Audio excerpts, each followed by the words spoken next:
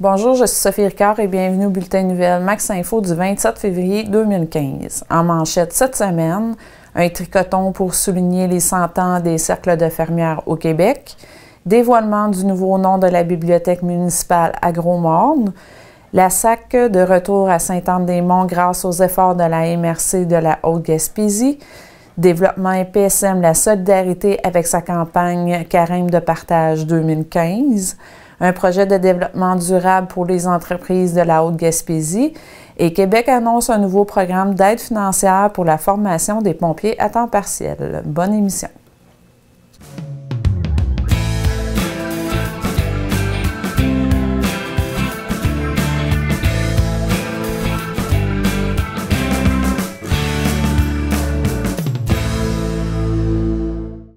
Le 22 février dernier marquait le 100e anniversaire de la création du premier cercle de fermières au Québec.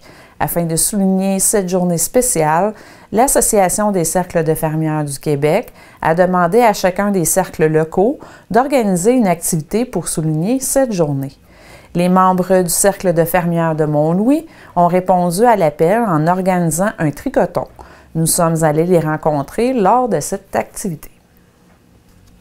Nous sommes en compagnie de Mme Desneiges-Mainville, qui est présidente du Cercle de fermières du Cercle pour Mont-Louis. Bonjour, Mme Mainville. Bonjour. Aujourd'hui, c'est une journée spéciale pour vous. Vous avez organisé une activité.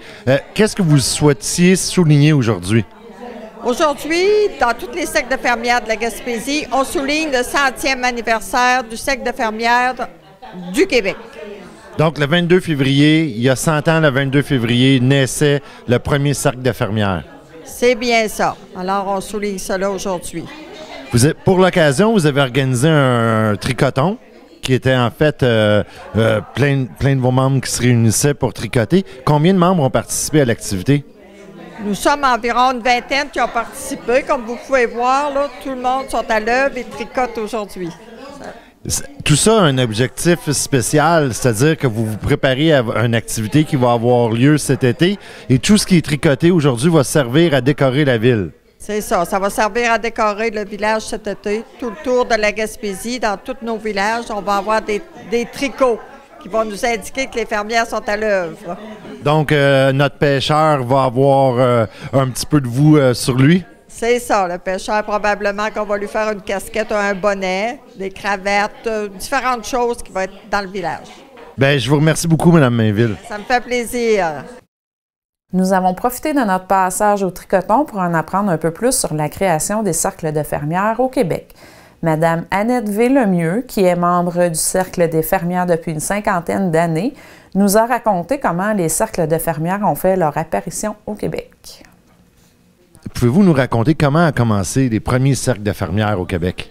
Ça a débuté en Ontario. C'était un groupe de fermiers qui se réunissaient pour échanger leurs idées pour l'élevage du bétail, puis l'achat comment, en fin de compte, travailler sur la ferme, des trucs nouveaux. Puis, lorsqu'arrivait le temps des fêtes, ils faisaient toujours un social. Ils invitaient les femmes, ils disaient que c'était pour embellir leur réunion. Mais ce soir-là, il y avait une madame qui s'appelait Adélaïde Oudlis. Puis cette madame-là, elle avait jasé avec nos nouvelles, le jeune,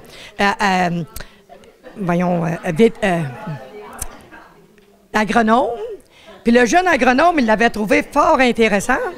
Puis il avait décidé de lui donner la parole. Mais Adélaïde n'avait pas la langue dans sa poche. Puis elle a dit que le bien-être de la famille devait passer avant le bien-être du bétail. Puis là, elle a convoqué les femmes à une réunion pour former une association de femmes. Ça s'appelait Women's Institute. Puis c'est l'origine des cercles de fermières, après ça, qui sont venus au Québec. Presque dans chaque cercle, il y avait des curés qui ont fondé. Nous autres, c'est M. l'abbé Filias, l'italien. Puis les curés en tiraient profit aussi, parce que quand il y avait des repas, des banquets, le Monseigneur revenait, c'était les fermières qui préparaient ça. Ça marchait main dans la main avec la fabrique. Comme nous autres, on peut dire qu'il y a eu du partenariat avec la fabrique depuis qu'on est fondé. Là. On organisait les soupers paroissiales jusqu'à ce que l'Église neuve soit payée. on travaille pour la femme et la famille. C'est pour ça qu'on va aller fêter la journée de l'enfant à l'école, quand on fête la journée de la famille, parce que c'est la femme et la famille, les fermières. Vous avez embarqué dans le Cercle des fermières il y a une 50aine d'années. Pourquoi vous avez embarqué à ce moment-là? Quand je me suis mariée, ça m'a fortement impressionnée. Il y avait eu un souper paroissial qui faisait au profit de l'Église. Il y avait plus de 500 personnes. Dans ce temps-là, en dessous du sol d'église, il n'y avait pas de séparation. Et puis, c'était toute une grande salle. Ça m'avait tellement impressionné que j'avais demandé, c'était la mère de Mariette Blanchette, Madame Édouard Blanchette. Dans ce temps-là, on marchait sur le nom de notre mari, Madame Gérard Lemieux, Puis c'est elle qui était à la porte. Puis je lui avais demandé, c'est qui prépare ça? J'ai jamais vu ça. C'est des fermières. Puis j'avais été tellement impressionnée là, que j'ai rentré fermière dans les mois suivants. La Bibliothèque municipale de Gros-Morne, qui a été relancée en janvier dernier, portera désormais le nom « Un livre à la main ». Le dévoilement du nom a été effectué le 24 février dernier dans le cadre d'une petite cérémonie qui a eu lieu dans le local de la bibliothèque. Télé-Soleil était sur place. La Bibliothèque municipale de Gros-Morne, qui a repris vie tout récemment après 4 ans de fermeture, portera désormais le nom « Un livre à la main ». Le comité de la bibliothèque a procédé au dévoilement du nouveau nom devant la quarantaine d'élèves, les enseignants et la direction de l'école Saint-Antoine. Le nom de la bibliothèque est le résultat d'un concours lancé auprès des élèves de l'école primaire de Gros-Morne. Près d'une vingtaine d'élèves ont participé au concours. Le comité de sélection, mis de l'avant spécialement pour cette occasion, a souligné qu'il avait été difficile de choisir le nom gagnant puisque tous les noms étaient très intéressants. C'est finalement le nom « Un livre à la main » proposé par Maud Element qui a été retenu par le comité. Interrogée lors du dévoilement, Maud Element s'est dit heureuse que la bibliothèque porte maintenant le nom qu'elle avait trouvé. Le comité de la bibliothèque a profité de l'occasion pour procéder au dévoilement d'un signet.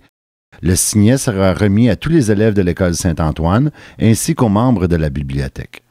La responsable de la bibliothèque Un livre à la main nous explique comment est venue l'idée de lancer un concours et d'impliquer les élèves afin de trouver un nouveau nom à la bibliothèque. Nous sommes en compagnie de Mme Noëlla Thériault, qui est responsable de la bibliothèque. Bonjour, Mme Thériault. Bonjour, monsieur. Donc, aujourd'hui, c'était le dévoilement du nom de la nouvelle bibliothèque pour Gros-Morne.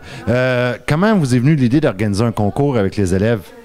Alors, je me suis dit que la meilleure façon d'inviter les enfants à fréquenter la bibliothèque, de les intéresser, c'était le lancement, de les impliquer, en trouvant un nom pour la bibliothèque. Alors, c'est comme ça qu'est venu. Et en parlant avec la direction de l'école, Mme Paul Côté, elle a été tout de suite très ouverte à participer. Les professeurs aussi se sont impliqués. Ça a été très agréable. Donc, c'est vraiment les élèves de l'école qui vont laisser l'héritage du nom de la bibliothèque. Exactement. C'est un livre à la main que Maude a trouvé comme nom. Alors, ça veut tout dire, un livre à la main. Et on souhaite que, justement, que les jeunes entraînent aussi les parents à venir à la bibliothèque. J'en profite pour inviter aussi les jeunes mamans à venir nous rencontrer parce que à la bibliothèque, on offre un service, une naissance, un livre. Alors, à ce moment-là, la mère peut venir enregistrer, inscrire son enfant à la bibliothèque et elle repart avec des volumes pour son enfant. Alors, c'est une manière aussi déjà de familiariser l'enfant avec le livre. Et d'encourager éventuellement plus tard la lecture. Exactement, exactement. La bibliothèque municipale de Gros-Morne est située à l'intérieur de l'école primaire Saint-Antoine et est ouverte les mardis après-midi de 14h30 à 16h et les samedis après-midi de 13h30 à 15h. La MRC de la Haute-Gaspésie est heureuse d'annoncer que les services de la Société de l'assurance automobile du Québec seront de retour sous peu à Sainte-Anne-des-Monts. En effet, la MRC a décidé de prendre la relève de l'unité Don-Rémy qui assurait la gestion du bureau mandataire de la SAC jusqu'à sa fermeture en octobre dernier. Les nouveaux bureaux de la SAC seront situés à même l'édifice de la MRC de la Haute-Gaspésie. Télé-Soleil a eu l'opportunité de visiter les futurs locaux et de rencontrer le préfet de la MRC pour discuter du retour attendu des services de la Société de l'assurance automobile du Québec. Nous sommes en compagnie d'Alain Cormier. On est dans les futurs bureaux, les futurs nouveaux bureaux de la SAAQ, la Société d'assurance automobile du Québec. Ça avait fermé en octobre dernier et la MRC a décidé de reprendre le flambeau. Pourquoi vous avez décidé de reprendre le flambeau? Bien, d'abord, on peut dire que Télé-Soleil a l'exclusivité, les premières images en direct des travaux d'aménagement du bureau de la Société d'assurance automobile à Sainte-Anne-des-Monts, qui va couvrir l'ensemble du territoire de la MRC de la Haute-Gaspésie. Vous l'avez dit, malheureusement, il y a eu une interruption de service fin octobre. Alors, devant cet état de fait, nous, en tant qu'élus au niveau de la MRC de la Haute-Gaspésie, on se devait d'offrir un service à la population. On ne voulait surtout pas laisser tomber notre population. C'est certain qu'au niveau financier, il n'y a pas de gain qui est appréciable au niveau de la MRC. Donc, les revenus vont couvrir les dépenses, sauf que nous, ce qui est important, c'était d'offrir le service à la population, tout en maintenant 2 emplois au sein de notre organisation MRC et CLD. Alors, bonne nouvelle à vous annoncer, les travaux vont être complétés pour la fin mars, donc normalement, s'il n'y a pas d'imprévu, si tout va bien, on pourra accueillir nos premiers clients ici dans le bureau de la Société d'assurance automobile de Sainte-Anne-des-Monts à partir de la fin mars. Je vous mentionne également que les travaux ont été confiés à la firme Trio C de Sainte-Anne-des-Monts et on parle d'un investissement d'environ 20 000 $. Au moment où l'annonce de la fermeture, la Société de l'assurance automobile du Québec disait qu'elle devait évaluer les besoins puis tout ça. Est-ce que ça a bien été la négociation avec la SAAQ? Oui, bien, on a eu une série de rencontres, de négociations par téléphone. On a eu à adopter une résolution au niveau du Conseil de la MRC. Il y a certains documents qui ont dû être signés de part et d'autre et il a fallu finalement avoir l'approbation, la signature du ministre qui venait confirmer le tout. En tout cas, nous sommes très heureux qu'en octobre dernier, vous étiez dit préoccupé, vous vouliez trouver une solution. Très heureux que la MRC ait trouvé la solution pour régler la situation. Bien, je pense que c'est un travail d'équipe de tous les élus, ainsi que notre directeur général ici à la MRC, Sébastien Lévesque, là, qui a mené le dossier de main de maître avec les autorités de la Société d'assurance automobile du Québec. Bien, je vous remercie beaucoup, M. Cormier. Bien, ça me fait plaisir, puis bienvenue dans quelques semaines dans les nouveaux bureaux de la Société d'assurance automobile du Québec à Sainte-Anne-des-Monts. C'est sous le thème « Parce qu'on s'aime, on donne » que l'organisme Développement et Paix tient sa campagne annuelle de carême de partage. Chaque année, pendant le carême, l'organisme Développement et Paix invite la population à donner généreusement et à manifester leur solidarité avec des communautés en Afrique, en Amérique latine, en Asie et au Moyen-Orient qui luttent pour la dignité et la justice. Nous avons rencontré Mme Élise Bélanger, qui est responsable de la campagne annuelle pour la région de Saint-Maxime-du-Mont-Louis. Voici notre entrevue. Nous sommes en compagnie de Mme Élise Bélanger, qui est responsable pour le secteur de la Haute-Gaspésie pour l'organisme Développement et Paix. Vous allez bien, Mme Bélanger? Très bien, merci. Excellent. Nous sommes ici pour parler un peu là, de la campagne du carême de partage qui est actuellement en cours avec Développement et Paix.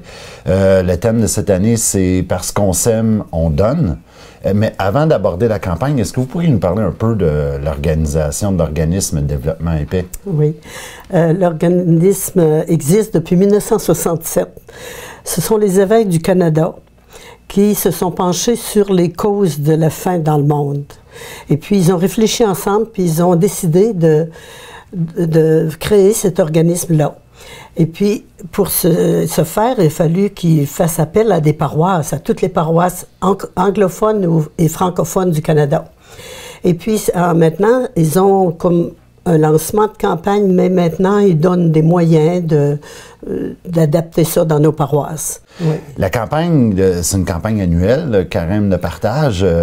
Est-ce que vous pouvez nous en parler un peu? Quels vont être, comment ça s'articule dans la Haute-Gaspésie? Oui. Bien, comme un peu partout, cette campagne-là donne des moyens, des ressources pour qu'on puisse aider ces gens-là qui ont faim dans le monde. Il y a un enfant sur 9 qui va à l'école et puis qui va le ventre vide, là. Alors ici, dans notre paroisse, en tout cas, je vais vous parler pour nous ici, depuis le 18 février, on a lancé la campagne avec le carême de partage et puis on a distribué des petites banques dans des familles. On les a distribuées à l'église. On a distribué chez les marchands aussi, qui collaborent beaucoup, collaborent très, très bien. À la Caisse populaire de Jardin également. Pour notre paroisse, habituellement, on est dans les 500-600 $ et peut-être plus. Non, mais c'est bien. C'est très bien. C'est très bien, mais il n'y a pas uniquement le volet ramasser, à ramasser des fonds. Vous profitez de l'occasion pour sensibiliser les gens. Vous faites des activités. Quel type d'activités vous faites? Bon, ben j'en ai fait une avec les élèves de 5e année, un petit groupe. Justement, nous avons le projet concret ici. Et Mme Carmela Fournier m'avait invité à rencontrer son petit groupe de catéchèse du parcours de 5e année avec Mme Valérie Rioux. Et puis, je vous assure que les enfants sont allumés, hein? Oh là là! Alors, je leur ai parlé de développement épais, c'était dans leur programme aussi. Et puis, ils ont semé dans ce pot des haricots. Et là, voilà, je ne sais pas s'ils vont regarder, mais ils voient les résultats. Ils vont pouvoir le voir à la télévision, le résultat concret de leur action. Ce que les enfants et ce que les petits agriculteurs font chez eux. Ils commencent, c'est sûr qu'ils mettent des semences, mais c'est à plus grande échelle, là, si vous voulez. Développement épais intervient dans quel secteur, dans quel pays? Dans 30 pays, OK. Même et plus. Et puis, surtout en Amérique du Sud, en Amérique latine, au Brésil en particulier. Au Brésil, les petits agriculteurs, bien souvent, ils sont tellement pauvres qu'ils sont obligés de laisser leurs terres pour aller ailleurs, pour aller dans les grandes plantations, puis bien souvent avec des salaires de famine, puis des conditions qui touchent un peu l'esclavage, vraiment. Alors, Développement épais, à ce moment-là, a des ressources, une formation, des gens qui vont sur place pour les former, pour les ramener sur leur terre, leur dire, vous avez de la terre, vous avez ce qu'il faut. Et ce qui est intéressant dans Développement épais, c'est pas une action qui est sans lendemain, là. Il y a toujours des superviseurs qui vont pour voir si ça marche bien, puis s'ils ont bien réalisé les programmes qui leur ont été donnés. Dans le cadre de la campagne, vous organisez une activité spéciale? Oui. Oui, bien, on a commencé, là. Mais vous faites une activité de financement, là? Oui, la soupe du carême de partage. On l'a fait le 25 mars, puis je remercie encore la municipalité Saint-Maxime de nous avoir permis de prendre le centre Jules Drouin pour faire cette activité-là. Et là, toutes les bénévoles sont prêtes. Bien avant qu'on ait le oui de la municipalité, les soupes, il n'y a aucune cuisson qui se fait là. Les soupes arrivent toutes faites. Les galettes sont en marche. Tout se met en branle. Et puis, habituellement, on fait un bon petit montant. Et puis, on a toujours un petit quelque chose, la quincaillerie, pour faire un petit peu de sous. Puis, les gens sont contents. Donc, le 25 mars, à quelle heure? Dès 11h30 jusqu'à vers 1h. Jusqu'à vers 1h. On est invité à aller prendre une petite soupe. Oui, la soupe. Puis on invite la population à venir. Il va en avoir suffisamment. Oui, c'est pour une bonne cause. Nous sommes une grande famille humaine, une seule famille humaine, de la nourriture pour tous, pour qu'il y ait plus de monde qui ait leur place à la table. Puis que tout le monde en ait dans son assiette. Exactement. Bien, merci beaucoup, Mme Bélanger. Je vous en prie.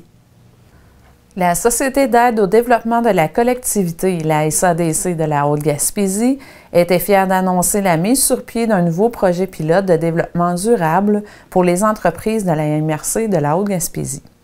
Le projet s'adresse aux entreprises désireuses d'adopter des pratiques de développement durable. La SADC souhaite encourager les entreprises à mettre de l'avant des petits gestes concrets, simples et profitables afin de réduire leurs impacts environnementaux, améliorer la qualité de vie dans l'entreprise ainsi que leur relation avec son milieu. Nous avons rencontré Mme Annie Chenel, qui est agente de développement économique à la SADC de la Haute-Gaspésie. Nous sommes accompagnés de Mme Annie Chenel, qui est agente de développement pour la Société d'aide au développement de la collectivité, la SADC, pour la MRC de la Haute-Gaspésie. Bonjour, Mme Chenel. Bonjour. Nous sommes ici pour parler d'un nouveau projet pilote que vous avez annoncé, projet pilote pour le développement durable qui s'adresse aux entreprises de la Haute-Gaspésie. Oui. Est-ce que vous pouvez nous parler un peu de ce projet pilote? Oui. En fait, c'est un projet qui vise à fournir un accompagnement aux entreprises qui souhaiteraient intégrer des démarches en développement durable. Donc, on va intervenir avec, on a une ressource en fait, qui est un conseiller en développement durable qui va les aider à faire un diagnostic, à établir un plan d'action, puis qui va fournir un soutien pour la mise en œuvre du plan d'action. Pourquoi c'est important pour la SADC de mettre sur pied ce projet-là? Bien, en fait, c'est une façon supplémentaire de pouvoir aider les entreprises. Avec toutes les normes qui se passent au niveau du gouvernement, le développement durable va devenir un incontournable pour les entreprises dans les prochaines années. Donc, il y aura possiblement même des normes qui seront établies auxquelles les entreprises devront se soumettre. Donc, on veut aller de l'avant et pas attendre d'être dans l'obligation d'agir. Justement, on a souvent l'impression que d'implanter des mesures en développement durable, ça nécessite beaucoup d'investissements financiers, d'importants investissements au niveau des ressources humaines. Est-ce que c'est possible de conjuguer justement le développement durable et profitabilité? Tout à fait. En fait, il y a une méconnaissance par rapport au développement durable. Donc, souvent, les gens associent ça soit à la sphère environnementale ou soit pensent que c'est des investissements qui sont coûteux. Et il y a moyen de mettre en place des petites actions qui ne sont pas si coûteuses, en fait, et qui sont bénéfiques pour les entreprises, qui vont les aider, entre autres, à améliorer leur rentabilité.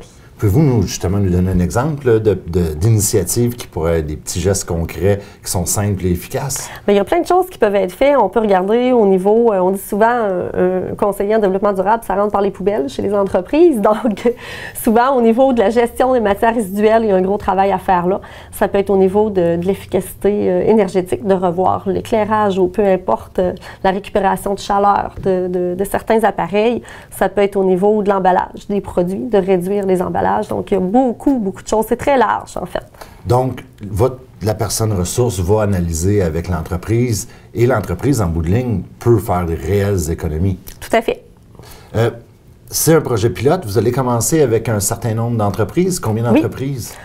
On souhaite cibler 2 à 3 entreprises pour ce projet pilote-là. Et si ça donne de bons résultats, éventuellement, notre souhait est de pouvoir poursuivre cette initiative-là et de pouvoir faire bénéficier d'autres entreprises. Le projet va être sur combien de temps? Sur quelques mois pour la première cohorte. Et c'est sûr qu'un accompagnement en développement durable, généralement, se passe comme, mettons, 2 ans, sur 2 ans. Donc, c'est vraiment une première phase qu'on va venir faire, vraiment initier des petites actions. Mais éventuellement, si le projet est concluant et qu'on poursuit, bien, les entreprises auront l'opportunité de pousser un petit peu plus loin. Bien, je vous remercie beaucoup, Mme Chanel. On va suivre ça de près lorsque vous allez faire l'évaluation après quelques mois. Parfait. Merci. Merci à vous. En décembre dernier, la vice-première ministre et ministre de la Sécurité publique, Mme Lise Thériault, a annoncé la mise en œuvre du nouveau programme d'aide financière pour la formation des pompiers volontaires ou à temps partiel. Ce programme, doté d'une enveloppe budgétaire de 19,5 millions, répartie sur 5 ans, viendrait répondre à un besoin exprimé depuis plusieurs années par le milieu municipal et les organisations en sécurité incendie. Nous avons profité de cette annonce pour rencontrer M. Carole Dugas, directeur du service des incendies de Saint-Maxime-du-Mont-Louis, afin de discuter de la formation et de recrutement des pompiers pour le service incendie de la municipalité. Nous sommes en compagnie de M. Carole Dugas, qui est capitaine, en fait directeur pour le service d'incendie de Capcha, Sainte-Anne, Mont-Louis et Madeleine. Exact. Bonjour, M. Dugas. Bonjour, monsieur. Beaucoup de territoire à couvrir. Un grand territoire, Un grand territoire. En décembre dernier, la ministre Thériault, la ministre de la Sécurité publique, annonçait là, une injection d'argent pour une enveloppe budgétaire supplémentaire pour la formation des pompiers. On s'est dit que c'était un bon prétexte pour venir parler de service d'incendie avec vous. Tout d'abord, j'aimerais savoir comment est organisé le service des incendies à Mont-Louis? À Mont-Louis, présentement, on a une caserne avec 2 véhicules. On a un camion autopompe, qui est récent, et un camion citerne aussi de 1500 gallons d'eau. Ce camion citerne, lui, il va hors réseau d'eau. C'est les endroits comme Rivière-à-Claude, Rivière-à-Claude, Mont-Saint-Pierre a des bombes fontaines. On a un service d'aqueduc à Mont-Saint-Pierre. Mont-Louis a un service d'aqueduc. En arrière, dans les terres de Mont-Louis, on voit que le citerne. À l'Anse-Pleureuse, on descend avec le citerne et l'autopompe. Toujours les 2 autres véhicules hors réseau d'eau. Dans la section est de Mont-Louis, on est appuyé par la caserne de Madeleine. OK. Et dans le secteur ouest de Mont-Louis, je parle de Rivière-à-Claude, Roussorbourg, on est appuyé, une nouvelle entente qui va être signée, c'est peut-être une primeur, pour le conseil du mois de mars, le premier lundi de mars, entre Rivière-à-Claude et Mont-Louis pour une entente. Donc, Marsouis va venir en entraide à Mont-Louis sur le territoire de Rivière-à-Claude. Donc, le service des incendies de Mont-Louis couvre plus grand que Mont-Louis. Couvre plus grand que Mont-Louis, oui, exactement. Combien de pompiers sont actuellement en fonction pour Mont-Louis? Présentement, on a environ 18 pompiers formés, qui ont toutes les formations. Et on a 6 de mémoire, 6 ou 7 en formation. Est-ce que c'est suffisant pour couvrir l'ensemble des responsabilités? C'est suffisant, oui. Mais il ne faut pas descendre en deçà de ces effectifs-là. Parce qu'on a un schéma de couverture à rencontrer, on a des délais d'intervention à rencontrer, puis on a une force de frappe à appliquer lors d'intervention. Donc, tout ça, c'est respecté pour Mont-Louis? Présentement, c'est respecté, oui. Donc, mais vous êtes quand même toujours en recrutement, là? Toujours en recrutement. On n'a jamais assez de pompiers. On a beaucoup de pompiers qui commencent les formations puis qui nous quittent malheureusement pour aller travailler à l'extérieur. Fait que on est toujours recommencé à zéro. Justement, quand quelqu'un veut devenir pompier, c'est quoi le processus? Quel est le processus? Le processus, il se présente à l'hôtel de ville de Mont-Louis. Il demande un formulaire. Après ça, on le rencontre. On rencontre cette personne. On demande un certificat de recherche négatif. C'est qu'ils vont au poste de police de la Sûreté du Québec. Et puis, ils nous amènent une preuve comme de quoi qu'ils n'ont pas de dossier criminel. OK. Parce que dans nos effectifs, on ne veut pas quelqu'un qui a un dossier criminel. Puis une fois que vous l'avez rencontré, que la personne a les prérequis, ils vont en formation? On commence la formation, on les inscrit à l'École nationale. OK. Tout dépendant du nombre de pompiers qu'on a pour la formation. Si c'est 1 ou 2, on va aller autodidacte. On va aller sur un programme informatique. OK. Ils vont pouvoir apprendre seuls. Si on a plus qu'un ou 2, si on monte minimum 8 pompiers, là, à ce moment-là, on va aller en classe traditionnelle avec un formateur en avant, un moniteur qui va nous donner la formation aux pompiers. Qui va se déplacer en région. Qui va se déplacer en région. Donc, on n'a pas besoin d'aller à l'extérieur pour suivre la formation. Exact. On reste, quand on parle de la région, on va se déplacer dans la MRC. MRC, c'est ça. La formation, c'est combien d'heures? Formation, c'est 375 heures. 375 heures. Pour avoir le certificat de pompier 1. Puis la personne doit passer à travers l'ensemble de la formation avant de commencer à travailler ou elle peut commencer un peu avant la fin? On va, après son premier 25 à 30 heures de formation, quand il a fini la section 1, on va lui remettre un messager, un habit de combat, et il va pouvoir commencer à intervenir avec nous sur les feux et les pratiques. Donc à ce moment-là, nous, on va l'identifier sur son casque avec un R noir. Quand vous voyez un pompier avec un casque jaune avec un R noir, ça veut dire que c'est un pompier recru qui est en formation. Est-ce que la formation continue? Est-ce qu'il y a des requalifications que les pompiers doivent faire? On doit s'assurer que les pompiers gardent leurs acquis, gardent leurs connaissances. Donc, hebdomadairement, à tous les semaines, on fait des pratiques. Et on retouche tous les sujets qu'ils ont vus durant leur formation. Ça fait que ça représente 4 pratiques par mois, d'environ 2 heures par pratique. Puis ça, c'est fait du mois de... Si on va partir à l'automne, on part du mois de septembre à aller jusqu'en juin. Fait qu'on pratique environ 9 mois par année. C'est juillet à août, septembre, là, on n'en fait pas, parce que c'est la période estivale.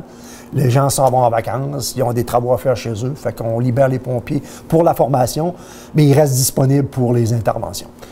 On parle souvent de pompiers volontaires, mais le terme, vous me disiez tantôt avant qu'on commence l'entrevue, qu'il n'existe plus, c'est vraiment des pompiers à temps partiel. Donc, c'est des employés du service d'incendie, de la municipalité? Exact. Ce sont tous des employés rémunérés par la municipalité. Ça représente quoi la charge de travail d'un pompier à temps partiel? Ça représente avec sa famille qui a une bonne collaboration, et surtout avec sa conjointe, parce qu'il est souvent absent. Les soupers de famille, souvent le pompier, ça sonne, il doit te quitter. Son souper de famille reste là, lui il passe à côté de peut-être d'une belle fête. C'est beaucoup de sacrifices pour un pompier volontaire. Parce qu'il faut être disponible tout le temps. Il faut être disponible 24 heures sur 24, 7 jours par semaine. Contrairement à les plus grosses casernes que les pompiers sont sur des quarts de travail. Exact. Les autres font le corps, ils s'en vont chez eux, c'est fini, on n'en parle plus. Tandis que nous, c'est toujours continuel. Il faut toucher à tout. Un pompier volontaire ici, à comparer un pompier qui est en ville, dans les grosses banlieues, comme vous disiez tantôt, c'est que nous, on touche à tout. On fait du ravitaillement en eau. Les autres ne connaissent pas ça. Parce qu'ils sont sur des réseaux d'eau. On fait du sauvetage, on fait de la récupération en eau vive. Vous pouvez tout imaginer tous les appels d'urgence qui rentrent au 911. Si ça faut la diriger, il la dirige automatiquement au pompier. OK. Vous êtes la case autre. Autre. C'est ça. Incendie, ça va. Vol, oui. Sinon, autre, on mettait ça aux pompiers. C'est exactement ça. C'est quoi le plus grand défi dans l'organisation des services des incendies? C'est garder nos effectifs à jour. C'est-à-dire garder nos effectifs complets. Quand je parle d'effectifs, je parle de mon personnel. M'assurer que, exemple, Mont-Louis, on a 18 pompiers, 20 pompiers. Mais il faut que je reste dans ce nombre-là tout le temps. Puis ça, c'est très, très difficile. Parce qu'avec l'extradition de nos jeunes qui s'en vont à l'extérieur travailler, souvent un pompier commence. Puis malheureusement, il n'a pas eu de l'emploi, il s'en va. Il avait l'intention de rester, mais il s'en va. On le perd. Fait qu'on est toujours recommencé en formation continuellement. Mais on peut quand même, quelqu'un qui travaille dans le coin peut quand même... Quelqu'un qui travaille dans le coin, on peut le garder, là, tant qu'il va vouloir, on va le garder nous autres. Moi, vois-tu, ça fait 40 ans que je suis dans la région, ça fait 40 ans que je fais ça. Justement, vous avez commencé il y a 40 ans. Comment c'était il y a 40 ans par rapport à aujourd'hui? Les équipements étaient bien différents. La formation était moindre. On a commencé il y a 40 ans, on s'en allait sur les interventions sur le derrière des véhicules, en embarquant sur la palette, dans notre jargon à nous, sur la plateforme arrière. Puis on se dirigeait sur l'intervention. En hiver, c'était pas évident. Non. On débarquait, on était blanc comme le bonhomme carnaval. Puis là, il fallait endosser notre appareil respiratoire, puis on gelait, puis c'était pas comme aujourd'hui. Aujourd'hui, on embarque dans des véhicules. Vous avez même des véhicules d'urgence, des véhicules des centres d'opération. On a des PC qu'on appelle. Des postes de commandement. Postes de commandement, exactement. Donc, qui sont chauffés, les gens. Exact. Oui, c'est quand même... C'est tout un autre monde. Anciennement, on faisait du pompier, on faisait du feu. Aujourd'hui, on touche pratiquement tout. On fait de la décarcération routière, l'accident de la route, on fait du sauvetage en forêt, on fait du sauvetage en mer. Sauvetage en hauteur, sauvetage en espace clos. On touche beaucoup de branches. Bien, je vous remercie beaucoup, M. Dugas. Ça fait plaisir, en espérant qu'on donne le goût à des gens d'aller... J'espère. Puis surtout dans la région de Mont-Louis, j'aimerais avoir, c'est du monde de Mont-Louis qui nous manque. Vraiment des pompiers de Mont-Louis qui demeurent à Mont-Louis même. Dans le secteur Gros-Morne, on en a suffisamment. Mais le secteur Mont-Louis, ce serait très important que les jeunes s'impliquent et qu'ils viennent nous voir. Puis c'est un poste avec plein de défis, là. Oui, toujours des défis. Ceux qui aiment le défi, c'est comme on disait dans l'armée, si vous aimez le défi, venez nous joindre. Joignez-vous à nous. C'est la même chose. C'est la même chose. Si on aime le défi, joignez pas l'armée, venez vous joindre au service d'incendie de Mont-Louis. Exactement. Je vous remercie beaucoup, M. Dugas. Ça fait plaisir, monsieur. Si vous avez des nouvelles, des commentaires ou des suggestions à nous transmettre, veuillez nous contacter à Télésoleil, soit par la poste au casier postal 37 Mont-Louis G0E1T0, soit par courriel à télésoleil@commercialglobetrotter.net ou soit directement au bureau au 1 1er Avenue Ouest à Mont-Louis. La date limite de tombée est le mardi midi. Ce bulletin de nouvelles est aussi disponible sur le site de Télésoleil au www.télésoleil.com dans la section Bulletin de nouvelles. Nous vous remercions de votre attention et à la semaine prochaine.